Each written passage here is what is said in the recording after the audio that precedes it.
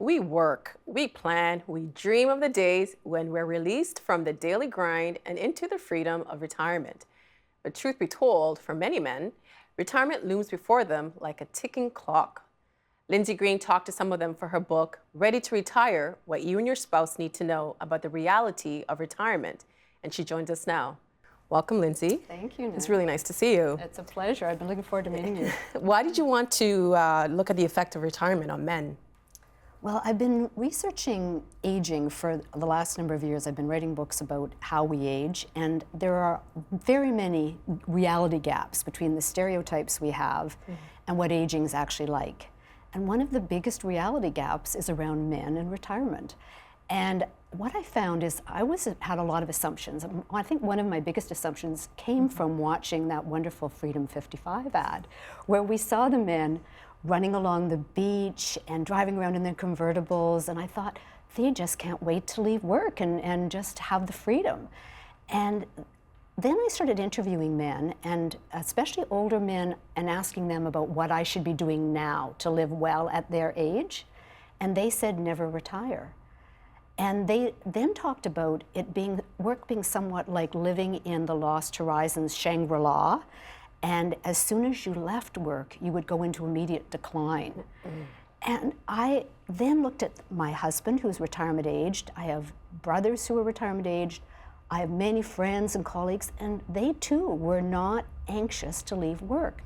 So I started to think, okay, clearly money is a factor, but it is not the determining factor. So something else is at work here. And I wanted to understand what that was. I'm glad you brought up the Freedom 55 commercial. We'll show it a little bit later. Oh, I'm so glad. I haven't seen it for many years. I think whenever it came out, it was a long time ago. Yeah, so I think it was in the 90s sometimes. Terrific. But is retirement that much different for men than women? One of the things that was interesting at the beginning of this is there's a real temptation to be very catchy and say, you know, when it comes to retirement, women are from Venus and men are from Mars, and there certainly is a stereotype around that women have an ability to adjust to retirement, to leaving work in a way that men don't. But I found that I think that that's changed. As I started to look at so many of my women friends, we too are engaged in our work. We love our work. So I thought, I'm just going to focus on men. I'm not going to try to force an artificial difference between those two and then see what happens. As I've explored this more deeply, and once the book came out, many of women are getting back to me saying, you know what, I identify exactly with this.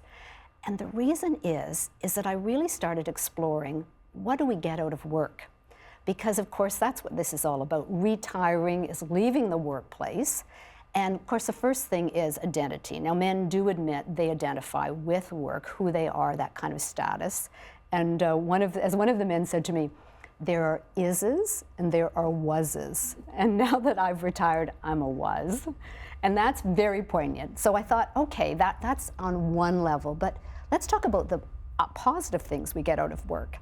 And we'll list them. I mean, you and I can go on forever about the things that are good about work. Even if we don't like our work, there are friends we have at work, people we love to hang out with, their colleagues. Then there's all that kind of intellectual stimulation.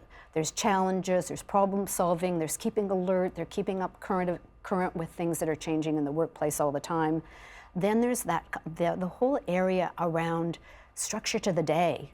When you get out of bed in the morning, you know how the day is going to unfold. You had a great phrase in the book when you were talking about how these men, when they're at home, what was it called? The husband syndrome? The retired husband syndrome. The retired husband syndrome. I thought that was so funny because you actually can picture exactly what you mean by that. Yes. So when you chose the men that you featured in the book, what characterizations did you base, do they range in? How did you base the people that you spoke to? Yes. So what I wanted to do is use the research to really make the broad general statements, but then I wanted to use the real life examples with people speaking honestly about their own lives, so that you can get the kind of flesh and blood of what do the stats mean. So I was looking for, I knew I couldn't, it was a small sample. I mean, I interviewed, I think it was about 65 people. There were 44 men and 17 partners. And but what I was looking for is the range of relationship to work. So I interviewed somebody who retired at age 56, someone who was still working at age 88, people who were working and wished they weren't, people who were retired and wished they were still working, people who retired well, people who retired with difficulty. So it really represents the whole spectrum of that relationship between work and retirement and different ages, because I really wanted people to be able to identify with, oh, I can see myself there, or that's what I'm going through. So that was how I selected them. And it was very honest. How did you get the men to be so candid with you? Well, I'll tell you a great story about this. When I started exploring the idea of being a woman and writing a book about men's retirement, that was the first, I had to talk to men and say, okay, what do you think of this idea? So the first hilarious comment was, it's a gender stereotyping, but it was given to me by a man, is, all right, Lyndsay, I'm going to warn you. Your first warning is that women spend more time thinking about what men are thinking about than men spend thinking. So his warning was, listen, you know, you think that you're going to ask all these questions and that men are going to come up with answers, but in fact you might just get the answer like, I don't know, I haven't thought about that. So that was the first warning. The second warning is, we don't talk about this stuff. Even if we have thought about it, even if we do have these deep-rooted fears you're trying to get us to talk about, we don't sit around, we don't talk to our partners about it, we don't talk to our buddies about it. So why on earth would we speak to you about it? So I knew what I was in for, and I really didn't know how it was going to work. But in all my books, what I do is I guarantee people anonymity, because I know, first off, not only are they talking about themselves, but they're talking about their partners, they're talking about their children, they're talking about their bosses, their colleagues. So it's such an invasion of privacy. So they're very respectful of other people's privacy too. So I had to do that flat out, and I would say, I will disguise your identity, disguise your working environment, be general about your actual profession. But then with my previous books, I'd at least acknowledged them by their real names in the front of the book to say thank you. I was going to do that with this book, but I realized I couldn't, because people had been so intimate, as you say, so totally forthcoming about therapy, about disappointments with themselves, with their partners, with their children. They even talked about sex, which I didn't ask them about, but it's an inevitable part about this stage of a man's life. So it's a very intimate book as a result. And you also talk about the 4 Ds. The 4 Ds. What are those? That was another very interesting warning. This is a book that was preceded by all kinds of warnings. So one man, I was doing kind of preliminary interviews just to say, what are the issues here? And a man said, you know what, I was given a retirement seminar by my employer. So I was leaving work and he said, we've signed you up for this retirement seminar. And he said, I went in there, I sat down, and I'm looking up at the instructor, and he said, before we start, I have to warn you about the 3 Ds. And they were 3 at that point, and I added a 4th, which I'll come back to. So the 3 Ds. So he said to me, what do you think those 3 Ds were that I was warned about? So I was still in the Freedom 55 mode. So I was thinking liberation, freedom. I couldn't come up with any Ds. Relaxation, Netflix. Exactly. Like everything but a D. Yeah. I finally came up with dishes. I said, maybe, is a retired man doing more dishes than he might normally have done in advance? He said, no, you're not even close. I mean, we're talking serious here. Yeah. The 3 Ds that he was warned about were depression, they were divorce, and they were drink. So those 3 Ds, depression, divorce, and drink. And then the 4th D was added when I was telling another man that I was doing this work, and he said, oh, you're talking about men in retirement, then you're talking about death. Not very optimistic. I know. I know we all have to go sometime, but seriously. Yeah. So the 4 Ds were so grim. So what I tried to do was at the beginning of the book, because the other thing that men said to me, understanding that this is the environment with the 4 Ds, I then was, when I would tell people at a cocktail party I was writing a book on this topic, and men would invariably say, it's not going to be depressing, is it? So as you could see at the beginning of the book, I said, look, there are some depressing parts at the beginning, but I guarantee you a lot of laughs, and I guarantee you that it is optimistic by the outcome. Well, I wanted to show you a clip. You might remember this ad for Freedom 55 from the 90s. We were just talking about it. I'm so pleased to see it. Let's take a look. Okay.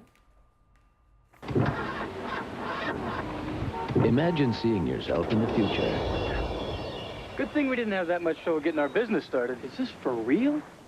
Yep. Our dream come true. Now all our customers come to us.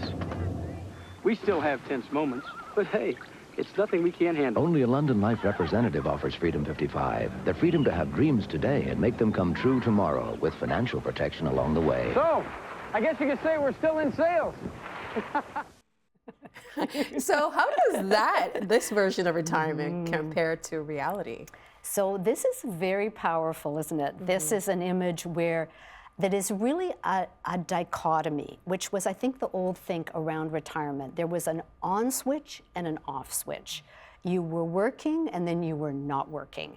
And what has transformed so completely is that we have now very multiple transitional phases between working and non-working that include going in and out of the workplace. They include actually transitioning through what a bridge employment that may be more shorter hours, special assignments. They may include getting into what they're calling encore careers, which is taking your skills and assets and getting into a career that is more for the social good. So you're working in education, you're working in healthcare, saving the environment. You may not be making as much money as you used to make, but it's a sense of giving back, that you're kind of aligning your passion and your interest in continuing to work. So, and then there's everything in between. I found that interesting in the book, how in the second careers that people chose, it always seemed to, or pursued, it always seemed to be something that had to do for the greater good.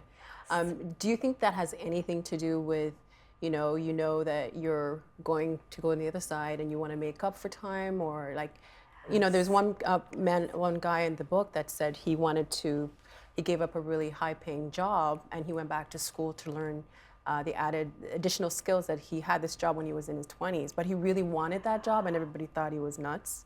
Like, why would you give up such a high-paying job to do something like this? It's true. That was a really interesting example, wasn't it?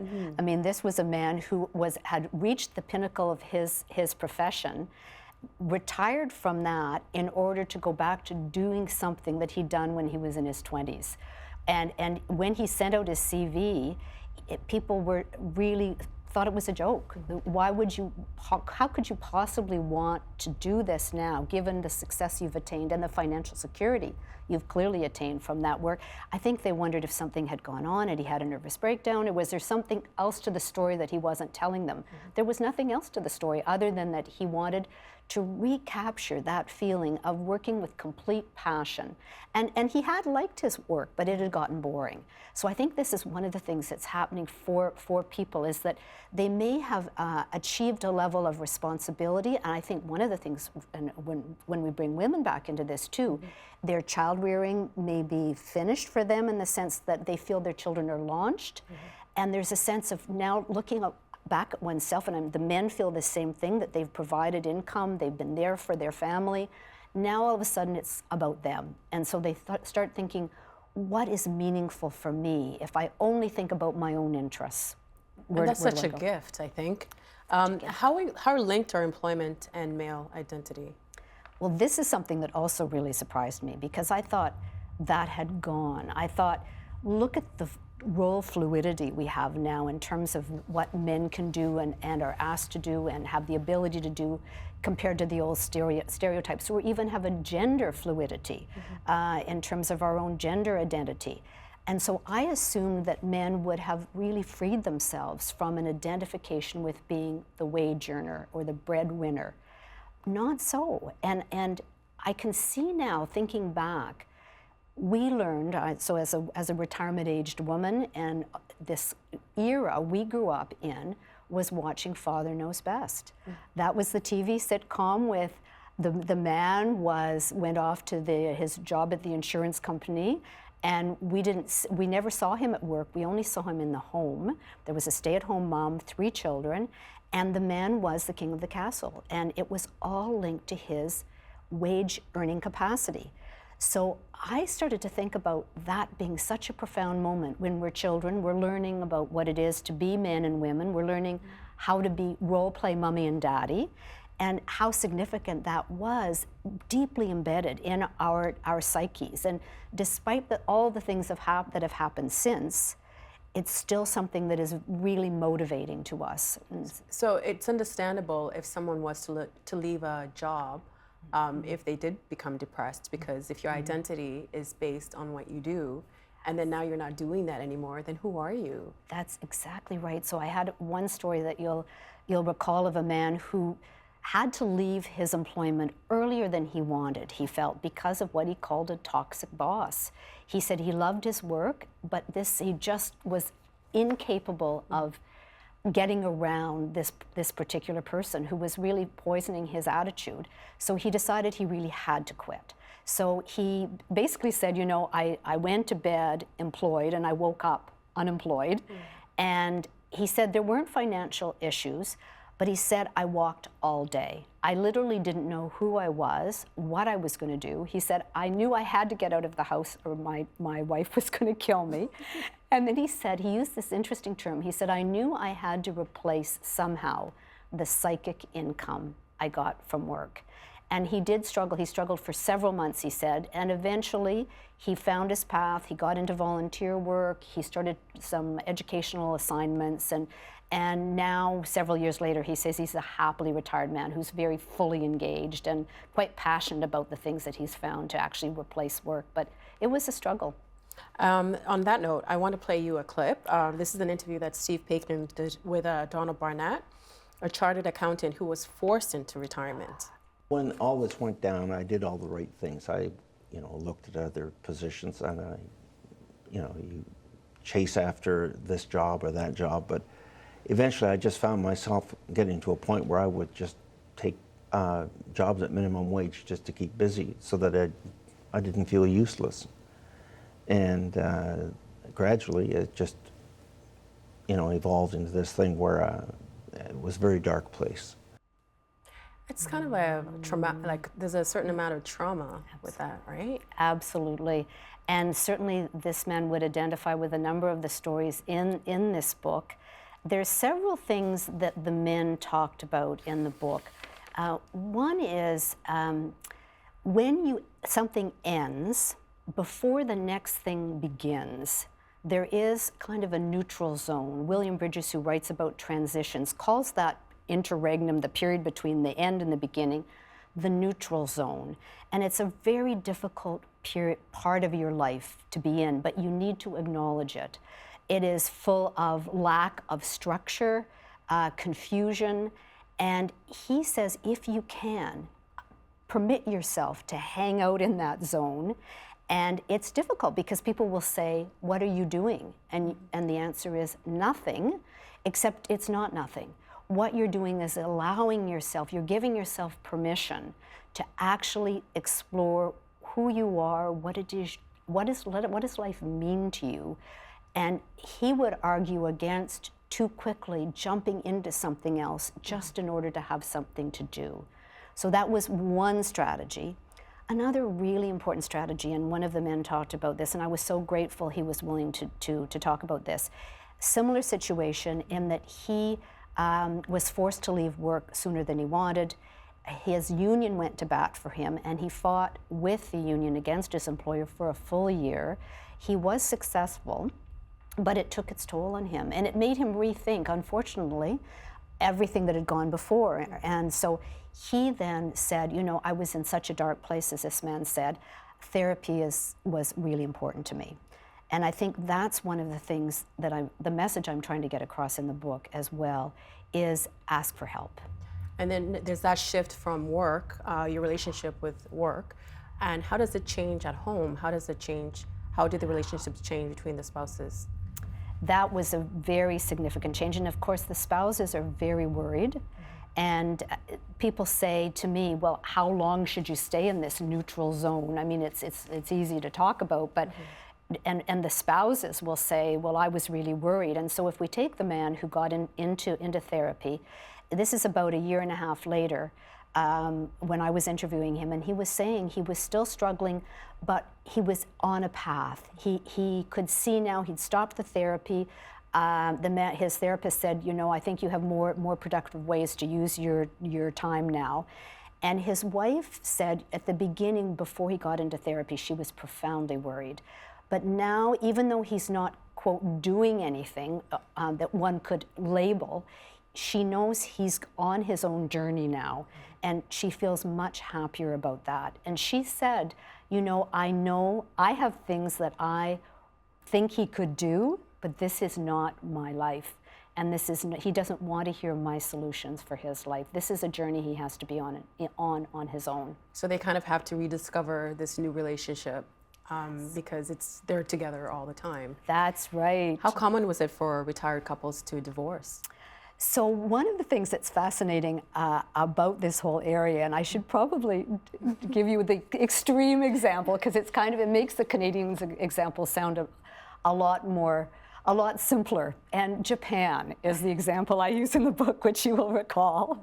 So in Japan, the men have really been shut out of the home front. So when they do come home, it is a shock. And the Japanese term for a retired man is nuri ochiba, which is wet fallen leaf. You can't get rid of it. Exactly. No matter how hard you sweep. That is exactly the image that this is conveying. It's the Japanese housewife at home with her broom, brushing away, and the retired husband is clinging to her broom and she cannot get rid of it. Mm-hmm. It's such a grim image. And they actually have a medical syndrome in Japan, which you talked about earlier, called retired husband syndrome. And it is a medical diagnosis. So if you are depressed or you're having physical symptoms and you have a retired husband, you may get a diagnosis of retired husband syndrome. There are therapies, there's treatments, and most significantly, your husband is encouraged to join one of thousands of clubs that have been set up. One of the ones I was looking at is called Men in the Kitchen, and you learn how to cook, how to go shopping, how to tidy up. Basically, the clubs are designed to train men to be independent.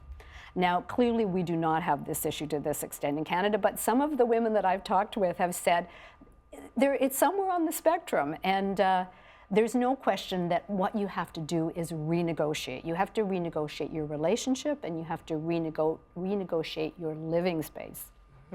Very interesting. Now, we hear about retirement for baby boomers, and we also talk about millennials. People, some of you were talking about the sandwich generation in your book, and there's an expectation for millennials to be at home for, well into their 40s. So how do you see retirement changing for other generations? And is it different for the generations? I think it's going to be. I think it has to be. And I think one of the reasons is that there is a possibility of actually identifying with a profession, if not an actual employer, because they actually had a connection with either a profession or an employer for long enough to actually make an identification like that. But the young men tell me that that's not even possible anymore. They have to be so fluid in terms of their own capacity. And I think now the young men would think of themselves as their own employer. They're kind of, I am George Inc., and I'm going to, and I have a responsibility of continuing to evolve professionally, to keep changing my skill set, to keep looking at the world around me and becoming whatever that economy needs at the time. So that gives you, on the plus side, it's very strenuous and challenging for sure. But on the plus side, it makes you less hidebound. You are less committed to something so that if it ends, you're not crushed by it. You have multiple selves. And that's actually one of the tips from the actual men I interviewed was try and have not just a working self, have multiple passions in your life or multiple ways you can define yourself. So I don't know if you recall this particular image, but I thought it was so beautiful, was a man said, I have lots of lily pads. So if I'm standing on one and it starts to go soft, you jump. I jump to another one. And I think the younger men are already developing multiple lily pads because in this environment, you absolutely have to. And I ask all the young men this when of course, because I'm so fascinated in how is this changing. I was over the holidays, there was a young man, a couple, they were both lawyers, man and the male and female couple, and he was cooking up a fabulous meal for us, and then he started to clean up too without even being asked, and we women are just talking away. And I started to raise this whole issue of role identity. And I see that with all my young friends. I find the young men are so capable of, they have so many skill sets.